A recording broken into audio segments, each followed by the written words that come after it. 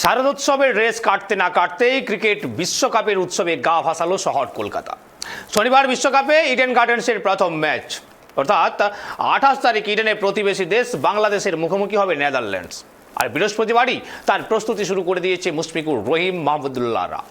বৃহস্পতিবার সন্ধ্যায় স্টার্ট লাইটে ইডেনে অনুশীলন করল বাংলাদেশ। যদিও এদিনের এই ঐচ্ছিক অনুশীলনে হাজির ছিলেন না অধিনায়ক সাকিব আল হাসান। এ নিয়ে বিস্তারিত জানবো, আমাদের সাথে আমাদের প্রতিনিধি ওখান থেকে রয়েছেন রিমিক মাঝি। রিমিক, আমি জানতে চাইবো বিস্তারিত ইডেন গার্ডেন্সকে নিয়ে, ইডেনে বাংলাদেশের ক্রিকেটকে নিয়ে, বাংলাদেশের প্রস্তুতি নিয়ে বিস্তারিত জানাও আমাদেরকে। বাংলাদেশ কিন্তু অনুশীলন করছে এবং নেদারল্যান্ডস টিমও আজকে পৌঁছে গিয়েছে এবং গার্ডেন্সে কিন্তু প্রথম ম্যাচ, বিশ্বকাপের এই প্রথম ম্যাচ হতে চলেছে কলকাতা ইডেন গার্ডেন্সে এবং সেই ম্যাচে কিন্তু মুখোমুখি হবে বাংলাদেশ এবং নেদারল্যান্ড।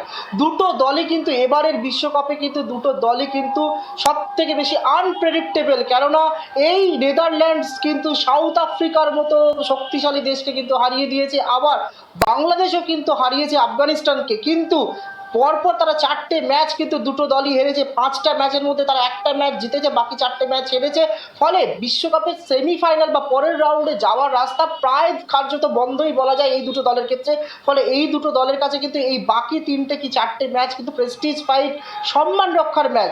নেদারল্যান্ডস কিন্তু আমরা দেখেছি সাউথ আফ্রিকার মতো দলকে হারিয়েছে, ঠিক যেমন তেমনই শেষ ম্যাচে কিন্তু আমরা দেখেছি গত ম্যাচে এই অস্ট্রেলিয়ার কাছে কিন্তু প্রায় 300 রানেরও বেশি রানে কিন্তু তারা হেরে গিয়েছে। ফলে তাদের একটা ঘুরে দাঁড়ানোর লড়াই। কিন্তু আগামীকাল শনিবার কিন্তু সব থেকে বেশি চাপটা থাকবে মাঠ এবং মাঠের বাইরে, সেটা হচ্ছে বাংলাদেশের। কেননা বাংলাদেশে ক্রিকেটে এই বিশ্বকাপে তাদের এই জঘন্য পারফরমেন্স, তার সঙ্গে কিন্তু একাধিক বিতর্ক কিন্তু জড়িয়ে গিয়েছে। আমরা দেখেছি যে গতকাল থেকে বাংলাদেশ দল কিন্তু ইডেন গার্ডেন্সে প্র্যাকটিস শুরু করেছে, কিন্তু অধিনায়ক সাকিব আল হাসান, দলের মূল তারকা সাকিব আল হাসান কিন্তু তিনি এই শিবির ছেড়ে, মানে দল ছেড়ে তিনি বাংলাদেশ ফিরে গিয়েছেন। সেখানে গিয়ে তিনি তার পার্সোনাল কোচের কাছে ট্রেনিং করেছেন, সেই নিয়ে কিন্তু বিস্তর বিতর্ক হচ্ছে। তামিম ইকবালের মতো খেলোয়াড়কে দলে নেওয়া হয়নি। পরপর 4টে ম্যাচ হেরেছে বাংলাদেশ। যে বাংলাদেশ প্রথমেই আফগানিস্তানকে হারিয়ে বিশ্বকাপ অভিযান শুরু করেছিল, সেই বাংলাদেশ কিন্তু পরপর 4টে ম্যাচ হেরেছে। একের পর এক বিতর্ক, তাদের যে কোচ হাতুরে সিংহে, তার ট্যাকটিক্স নিয়ে, তার কোচিং নিয়ে কিন্তু সমালোচনা মাঠের মধ্যে মাঠের বাইরেও। আজকেও কিন্তু যখন সাংবাদিক সম্মেলন করেন এই ম্যাচের আগে বাংলাদেশের ক্রিকেট পেশার তাসকিনকেও কিন্তু আমরা এই কথা জিজ্ঞাসা করেছিলাম। সে বলছে যে কোনো কোচই ক্ষতি চায় না, কিন্তু কারোর বিদায়ের সময় এসে গেলে কিন্তু অনেক রকম কথা শোনা যায়। অর্থাৎ ঘুরিয়ে কিন্তু বাংলাদেশের ক্রিকেটাররাও কিন্তু বলছে যে একটা ইঙ্গিত যেটা পাওয়া যাচ্ছে, এই হাতুরে সিংহে যে কোচ, সেই কোচের কিন্তু অধীনে কিন্তু তারা অনেকেই খুশি নয়, অসন্তুষ্ট। গোটা বাংলাদেশ জুড়ে কিন্তু বিতর্কের ঝড় বইছে।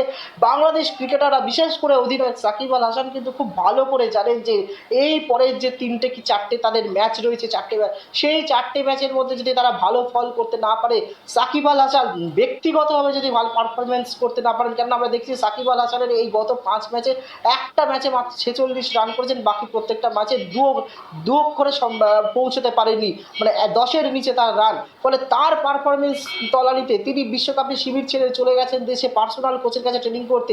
ফলে সাকিব আল হাসান অধিনায়ক, তার কাছেও কিন্তু একটা বড় চ্যালেঞ্জ এই বাকি 4টে ম্যাচ এবং আগামীকালের এই ম্যাচটা। নেদারল্যান্ড তুলনামূলকভাবে নেদারল্যান্ডস কিন্তু সহজ প্রতিপক্ষ, কিন্তু আবারও বলছি এই নেদারল্যান্ডস কিন্তু আনপ্রেডিক্টেবল দল। তারা কিন্তু সাউথ আফ্রিকার মতো শক্তিশালী দেশ, তারা অন্যতম ফেভারিট এবারের ওয়ার্ল্ড কাপে সাউথ আফ্রিকা, সেই সাউথ আফ্রিকাকে তারা হারিয়ে দিয়েছে।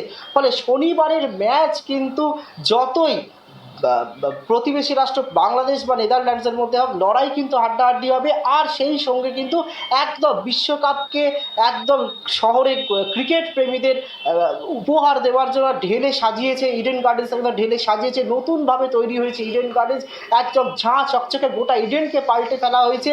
সেই একদম ইডেন গার্ডেন যেমন তৈরি, তেমনি বিশ্বকাপের জলে গা ভাসাতেও কিন্তু তৈরি রয়েছে শহর কলকাতা ক্রিকেট প্রেমীরা। কেননা বাংলাদেশ থেকে প্রচুর সমর্থক কলকাতায় এসেছেন, পাশাপাশি যেহেতু প্রতিবেশী রাষ্ট্র বাংলাদেশ, তাই পশ্চিমবঙ্গের সমর্থন, পশ্চিমবঙ্গের বাংলার ক্রিকেট প্রেমীদের সমর্থনও বাংলাদেশ পাবে। তারা কিন্তু আশা করছে, তারা কিন্তু সাংবাদিক সম্মেলনে তাসকিন কিন্তু সে কথাও বলেছে যে আমরা আশা করছি শনিবার দিন ইডেনে কিন্তু গোটা পশ্চিমবঙ্গ সহ গোটা দেশ এবং আমাদের দেশ মানে বাংলাদেশের ক্রিকেট সমর্থকরা একযোগে বাংলাদেশের জন্য গলা ফাটাবে।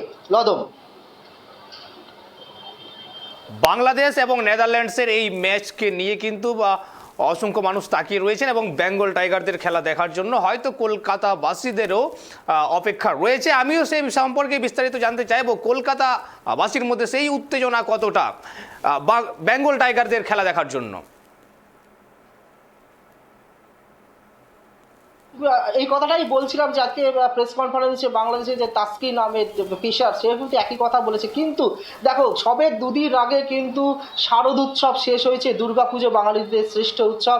আজকে কলকাতায় কিন্তু সেই কার্নিভাল রয়েছে, পুজো কার্নিভাল রয়েছে। ফলে এখনও কিন্তু সেই উন্মাদনাটা কিন্তু শহর কলকাতায় দেখা যাচ্ছে না। তবে আমরা দেখেছি টিকিটের চাহিদা কিন্তু আস্তে আস্তে বাড়ছে। এই চাহিদাটা কিন্তু আজকে যত বেলা গড়াবে কিন্তু তত কিন্তু শহর কলকাতা এই বিশ্বকাপ জ্বরে যে কাপুরি, সেই কাপুরিতে গা ঝাড়া দিয়ে উঠবে বলেই মনে করা হচ্ছে।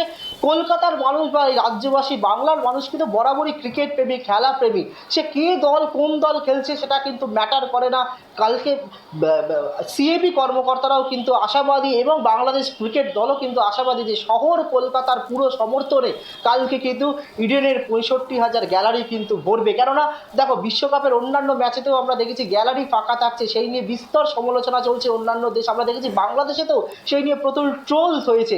তাই বাংলাদেশের ক্রিকেটাররাও বলছেন, সিএবি কর্তারাও কিন্তু তাকিয়ে আছেন যে শহর কলকাতার ক্রিকেট প্রেমী যারা, তারাই কিন্তু আগামীকাল কিন্তু এই বাংলাদেশ নেদারল্যান্ডস ম্যাচে গ্যালারি 65,000 যে ইডেনের গ্যালারি, সেই সিট কিন্তু ভরাবেন। এবং সিএবি কর্তারা যেমন আশাবাদী, দেখবে আস্তে আস্তে কিন্তু টিকিটের চাহিদাও কিন্তু বাড়ছে। মানুষ কিন্তু টিকিট খুঁজছে যে কালকের ম্যাচের টিকিট কিভাবে পাওয়া যাবে। ফলে এই যে আজকে কার্নিভাল একটা রয়েছে শহর কলকাতায়, একটু পরে কার্নিভাল শুরু হবে, একদম ইডেন গার্ডেন্সের সামনেই সেই কার্নিভাল হবে রেড রোডে।